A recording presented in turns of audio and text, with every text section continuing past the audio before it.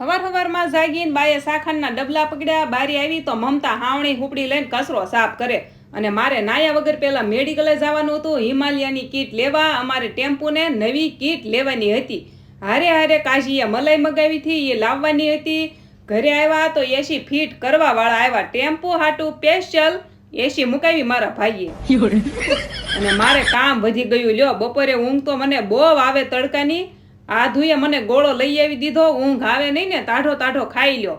બપોરે જાગવું પડે, અમારા ટેમ્પો બેનને રાખવા પડે. બા કે હાલ તારા પગ છૂટા થાય, માર્કેટમાં શાક લેવા. શાક લેવાને બદલે જોવો લ્યો બા, હવે શાક લેવામાં હાન પડશે. અને આયા મળી ગયા પ્યારા સબસ્ક્રાઈબર. બાને સુરતમાં બહુ ગમે નહીં, એટલે પાડોશી આવે હથવારો કરાવવા તો બાને મજા આવે. મને બગાસું આવે, પતાસું ખાવ ને તો ન આવે. તો મળીએ નેક્સ્ટ વિડીયોમાં. જય દ્વારકાધીશ. Like share subscribe.